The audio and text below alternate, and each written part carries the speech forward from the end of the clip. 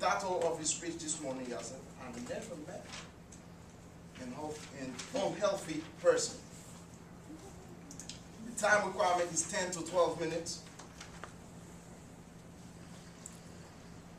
And he's working on his advanced manual. Please help me welcome Toastmaster Bruce.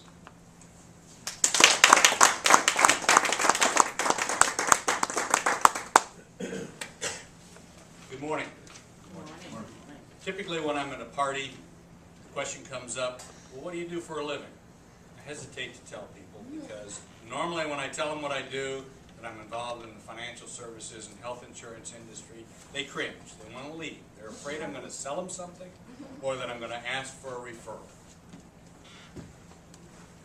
I had one person actually tell me that they would much rather go to their dentist and have a root canal without Novocaine rather than talk about health insurance. That's pretty serious. But guess what? Mr. Toastmaster, fellow Toastmasters, and most welcome guests, we're going to talk about health insurance. I've never met an unhealthy person. That's something I've developed, and if you detect a little bit of sarcasm dripping off of those words, you're right. Normally when I talk to somebody about health insurance, I interview them. First question I ask, well, are you in good health? Oh yeah, I'm in good health. A couple times they say no. My next question, well, what medications do you take? Oh, well, let me see. I have cholesterol medication. I have blood pressure medication. I take something for my type 2 diabetes, and oh yeah, every now and then I take something for anxiety. Let me tell you, they may think they're healthy, but the health insurance company doesn't. Does he look healthy to you? Yeah. Not handsome, but healthy. Yeah. The fact of the matter is, he was declined for individual health insurance. Okay? Health Insurance 101. I'm going to give you guys the opportunity now to head to your dentist for that Novocaine-free root canal. Otherwise, we're going to talk about health insurance. I'll try to be as educational, informative, and hopefully interesting as I can be. Health insurance. Couple questions. Why have it? Why have health insurance? Everybody complains about it. Can you see? I'm sorry, I'm stepping in your way. So, first question, why have it? Second question, what is health insurance? What are you actually buying when you buy health insurance? Most people don't know. Next question, who controls your health care costs? Who really controls the costs? What does it really cost you individually? What are you paying for? What do you get for what you pay? Your value proposition. And last, is change necessary? All you have to do is read the newspapers, talk to politicians, look at all these town hall meetings, and we know that's a good question. So question number one, why have health insurance? I'll tell you a quick story. It's Charlie's story. Charlie is written about in the AARP magazine. Very briefly, Charlie's 59 years old. He lost his job, found another one. His wife is 60.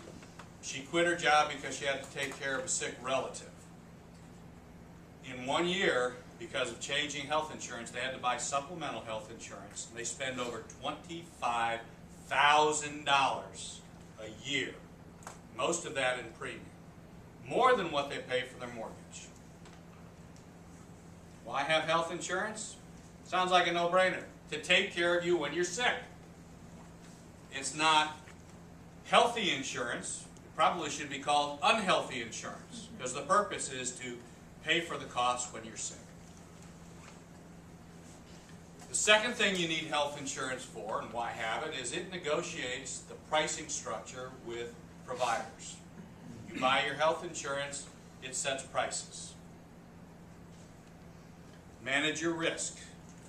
That's kind of a nebulous phrase, but it does manage your risk. It protects you both from physical and fiscal catastrophe.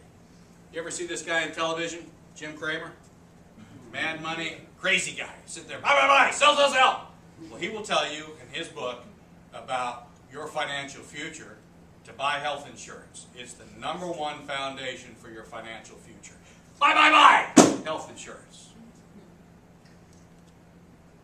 Next, what is health insurance? Anybody got an answer for me? Nobody? Go ahead. Well, it's hospitalization and doctor care and lab work, everything that you, supposedly, everything that you would need in case you have an illness. That's a pretty good answer. Here's my answer. It's a contract. That's what it is. It is a contract, which I dropped some papers on, that you sign with your health provider. It tells you everything in there. It tells you what it'll pay for, what it won't pay for. It tells you how much it'll cost. It's a contract. That's all it is, a contract. But it covers everything you said. Well, most everything you said. Charlie. We talked about Charlie a moment ago. One thing I didn't mention in the story, when he went to his new job, his lifetime maximum on his health insurance was $100,000. Is that a lot or is that a little? What I haven't told you yet is in 3 months that year, his health care costs were over $50,000. That's half of his lifetime maximum.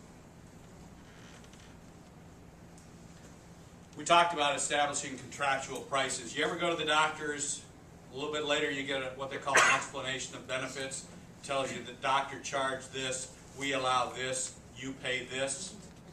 Well, that we allow spot is what they're getting for you when you buy health insurance. Instead of paying $100, it might be $50, and your portion of that might be $25. It establishes a network of professionals. You always hear about, is my doctor in the network? When you buy health insurance, in that contract, they have made contractual arrangements with healthcare providers, doctors, MRI facilities, hospitals, urgent care facilities. They set who you can go to within their network. It's that simple. Some plans you can go in and out of network, some plans you're confined to your network. It establishes an inventory of services, what Maria talked about earlier. It says what you can and what you can't do. You can have an appendicitis covered, you can have surgery covered, cancer treatment covered, but maybe not acupuncture and maybe not hyperbarics to accelerate the healing of a wound. Who controls your health care costs? Before I tell you, 2 statistics.